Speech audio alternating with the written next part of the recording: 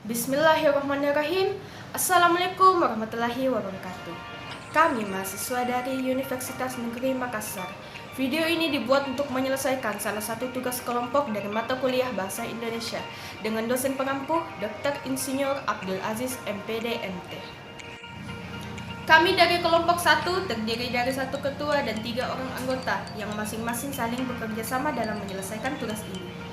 Jadi, ini dia video presentasi dari kelompok kami. Baik, saya Andi Utilandari. Di sini saya akan memandu video presentasi pada kali ini.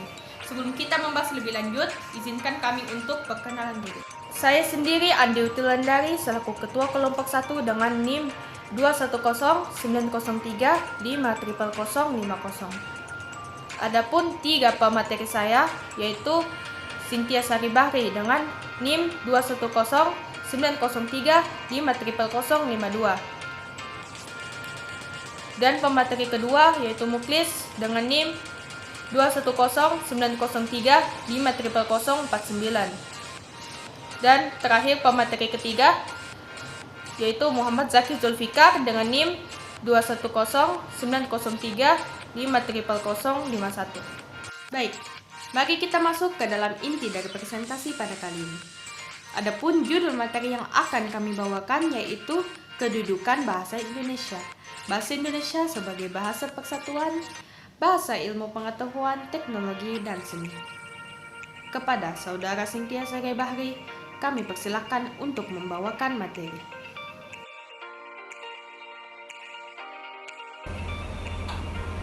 Baik, terima kasih. Langsung saja. Bahasa nasional. Perlu kalian ketahui adalah bahasa nasional adalah fungsi jati diri bangsa Indonesia apabila mereka berkomunikasi pada luar Indonesia. Yang kedua, bahasa negara kedudukan bahasa Indonesia.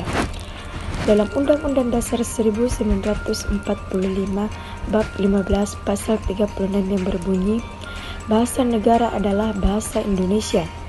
Landasan konstitusional ini memberikan kedudukan yang kuat bagi bahasa Indonesia untuk digunakan apabila ada kegiatan dan urusan kenegaraan. Selanjutnya, kedudukan dan fungsi bahasa Indonesia. Bahasa Indonesia sebagai lambang kebanggaan nasional.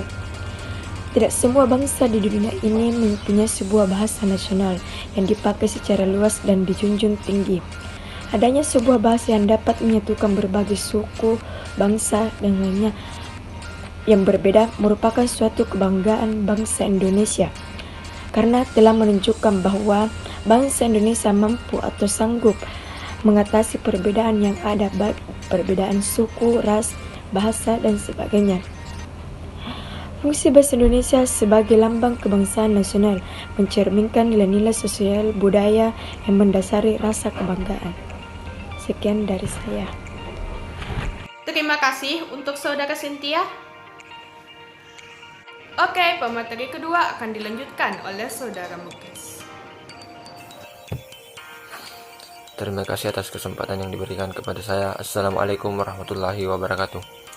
Baiklah, saya akan melanjutkan materi yang telah dibacakan oleh Saudari Cynthia Sari Bahri. Baiklah, saya akan membahas mengenai bahasa Indonesia sebagai bahasa negara. Yang pertama, bahasa Indonesia sebagai bahasa resmi kenegaraan. Bahasa Indonesia dipakai pada semua upacara, peristiwa, dan kegiatan kenegaraan, baik secara lisan maupun dalam bentuk tulisan.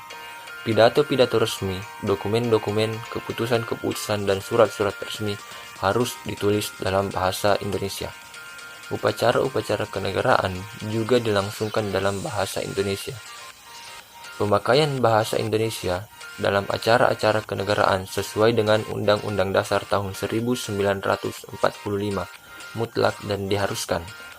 Tidak dipakainya bahasa Indonesia dalam hal ini dapat mengurangi kewibawaan negara karena ini merupakan pelanggaran terhadap Undang-Undang Dasar tahun 1945. Yang kedua, bahasa Indonesia sebagai lambang identitas nasional. Poin pertama, Indonesia terdiri atas berbagai suku bangsa yang budaya dan bahasanya berbeda. Untuk membangun kepercayaan diri yang kuat, bangsa memerlukan identitas. Identitas bangsa bisa diwujudkan diantaranya melalui bahasanya. Dengan adanya sebuah bahasa yang mengatasi berbagai bahasa yang berbeda, Poin kedua, suku-suku bangsa yang berbeda dapat mengidentikan diri sebagai satu bangsa melalui bahasa tersebut. Yang ketiga, bahasa Indonesia sebagai alat perhubungan antar daerah dan antar budaya. Masalah yang dihadapi bangsa yang terdiri atas berbagai suku bangsa dengan budaya dan bahasa yang berbeda adalah komunikasi. Diperlukan sebuah bahasa yang dapat dipakai oleh suku-suku bangsa yang berbeda bahasanya, sehingga mereka dapat saling berhubungan dan saling berkomunikasi. Terima kasih, itulah tadi materi yang sempat saya bacakan. Saya kembalikan kepada moderator. Terima kasih. Terima kasih untuk Saudara Muklis. Yang terakhir, pemateri ketiga sekaligus kesimpulan akan dibawakan oleh Saudara Muhammad Zaki Zulfikar. Dipersilakan. Saya akan memaparkan materi tentang bahasa Indonesia sebagai bahasa pengantar dalam dunia pendidikan. Pendidikan di sebuah negara memerlukan sebuah bahasa yang seragam sehingga kelangsungan pendidikan tidak terganggu. Pemakaian lebih dari satu bahasa dalam dunia pendidikan akan mengganggu pendidikan. Biaya pendidikan menjadi lebih hemat. Bahasa Indonesia merupakan satu-satunya bahasa yang dapat memenuhi kebutuhan akan bahasa yang seragam dalam pendidikan di Indonesia. Bahasa Indonesia telah berkembang pesat dan pemakaiannya sudah tersebar luas. Pemakaian bahasa di Indonesia dalam dunia pendidikan bukan hanya terbatas pada bahasa pengantar, bahan-bahan ajar juga memakai bahasa Indonesia. Fungsi bahasa Indonesia sebagai bahasa pengantar di dalam dunia pendidikan harus dilaksanakan, mulai dari tingkat taman kanak-kanak sampai ke perguruan tinggi di seluruh Indonesia. Bahasa Indonesia sebagai alat perhubungan di tingkat nasional untuk kepentingan pembangunan dan pemerintahan untuk kepentingan pembangunan dan pemerintahan di tingkat nasional. Diperlukan sebuah bahasa sebagai alat penghubung sehingga komunikasi tidak terhambat. Kalau ada lebih dari satu bahasa yang dipakai sebagai niat perhubungan, pembangunan dan pemerintahan akan terganggu karena akan diperlukan waktu yang lebih lama dalam berkomunikasi. Bahasa Indonesia dapat mengatasi hambatan ini. Pada mulanya memang ada yang meragukan kemampuan bahasa Indonesia sebagai sarana komunikasi dan interaksi manusia.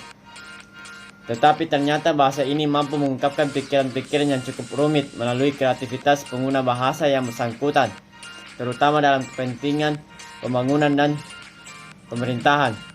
Selanjutnya, bahasa Indonesia sebagai alat pengembangan kebudayaan, ilmu pengetahuan dan teknologi untuk mengembangkan kebudayaan, ilmu pengetahuan dan teknologi. Diperlukan bahasa yang bisa dipakai untuk keperluan tersebut dan bahasa tersebut dapat dimengerti oleh masyarakat luas. Tanpa bahasa seperti ini, pengembangan kebudayaan, ilmu pengetahuan dan teknologi akan mengalami hambatan karena proses pengembangannya akan memerlukan waktu yang lama dan hasilnya pun tidak akan tersebar secara luas. Bahasa Indonesia merupakan satu-satunya bahasa di Indonesia yang memenuhi syarat sebagai alat pengembang kebudayaan, ilmu pengetahuan dan teknologi karena bahasa Indonesia telah dikembangkan untuk keperluan tersebut dan bahasa ini dimengerti oleh sebagian masyarakat Indonesia. Dalam kaitan dengan fungsi ini, bahasa Indonesia adalah alat yang memungkinkan untuk membina dan mengembangkan kebudayaan Indonesia yang memiliki ciri-ciri dan identitasnya sendiri yang membedakannya dengan kebudayaan daerah dan kebudayaan asing. Bahasa Indonesia digunakan sebagai alat atau sarana untuk menyatakan nilai-nilai sosial budaya kita. Karya-karya besar yang dihasilkan oleh bangsa Indonesia hendaknya diabadikan dalam bahasa Indonesia. Sekian, terima kasih. Wassalamualaikum warahmatullahi wabarakatuh. Oke, mungkin cukup sekian pada kesempatan kali ini. Bila dari kalian ada yang memiliki saran, kritik, atau pertanyaan, bisa kalian tuliskan di kolom komentar di bawah ini. Kami dari kelompok 1 mengucapkan banyak terima kasih kepada kalian yang telah menonton video ini. Kurang dan lebihnya mohon dimaafkan. Saya Andi Utilandari, and see you. Wassalamualaikum warahmatullahi wabarakatuh.